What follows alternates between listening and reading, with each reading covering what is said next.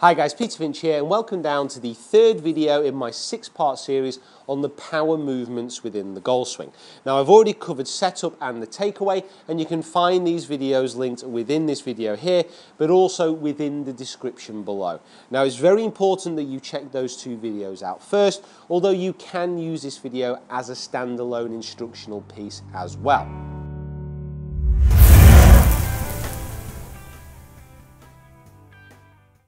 Now within this video we're going to be talking about a very important part of the swing which often gets overlooked.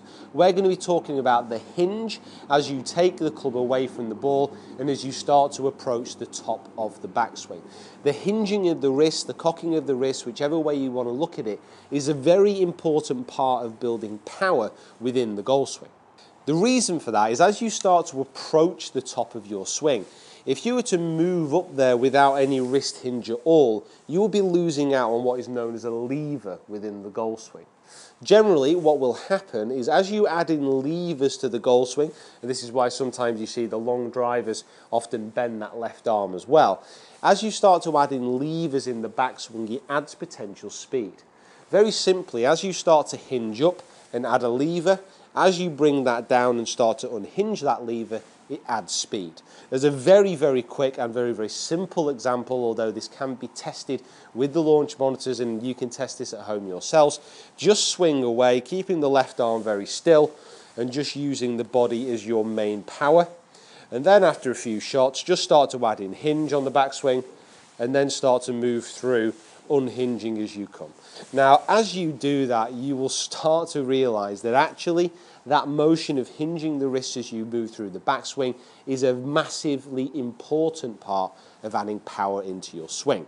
However, how do you make sure that you are hinging correctly? How do you make sure that you're adding the maximum amount of power that you can without losing too much control? Now, there's a couple of drills that you can use and there's a couple of swing thoughts that you can use, and we'll go through those now. As you're getting set up, as we've already spoken about, you want to be using that nice neutral grip running through the fingers correctly. If you haven't seen that video, please check it out because it is very important to make sure you get your grip correct whilst hinging your wrists. And as you take it away, we want that big wide takeaway, club in front of the hands at this point. Now, from here, those wrists should either hinge gradually as the shoulders start to rotate, or if you're a fan of a fast set, you can set them at this point as well. Generally speaking, most people are more comfortable with taking the club away and gradually hinging the wrist as they approach the top of the swing. But most of the hinging process happens between here and here within the backswing. Now I've switched over sports just to give you a little bit of better visual representation of what I want to be seeing you do with the club head throughout the swing, because how you hinge your wrists will not only affect how much lever that you add into the backswing, but also how you set the club face, whether it be in an open, a closed, or a nice neutral position.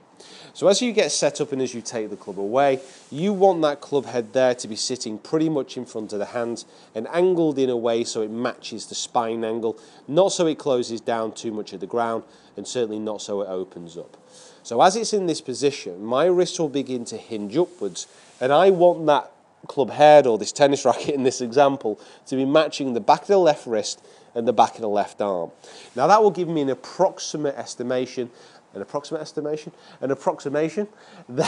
the club face is in a nice neutral position at the top of my swing. If I start to hinge my wrists up and the club starts to get a little bit too much pointed at the sky, the club face too much at the sky, my left wrist will be in more of a bowed position.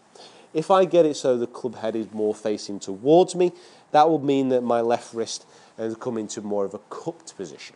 Now, one of the best drivers in the game today is Dustin Johnson, and he's very famous for having that bowed position at the top.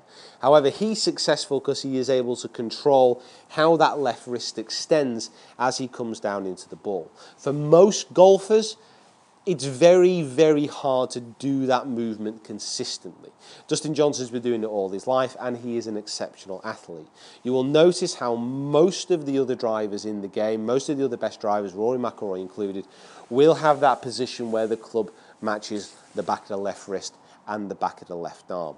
So you can use a tennis racket, you can use a drill, or you can just simply use a mirror and your golf club to try and make sure that as the club sets as those wrists hinge, that it matches the left wrist and the left arm. If you can get it into that position, you know that the club face is pretty much neutral and you won't have to make many adaptations as you start into the downswing. One question many people ask is how much you should hinge your wrists. As you go through the backswing, a general rule of thumb is that the shaft should be set at about a 90-degree angle between the arm and the shaft. Now, that can change a little bit. It can go a little bit more, it can go a little bit less. If you think about someone like JB Holmes, who's a very big hitter, he doesn't quite get the same angle as, say, Rory McIlroy does, but they both hit the ball a long, long way. Generally speaking, you would like to see that 90-degree angle. That will give you a big lever within the backswing as far as the hinge is concerned, but it will also not allow you to go too far and start to become inconsistent. As I've already mentioned, this is about hitting the ball further, but it's also about keeping it on the fairway. If you start to get a very, very extreme amount of wrist hinge, that will lead to inconsistency further down the line. So that nice big wide turn, hinging the wrist so the face is matching the back of the left wrist, back of the left forearm, and then adding in lots of body turn should give you a correct position at the top and allow you to start the downswing. So let's give it a bash. This ball has been just sitting here for far too long. So the setup that we've gone through, the big takeaway, that lovely hinge, making sure that that face is nice and square, and then powering it away.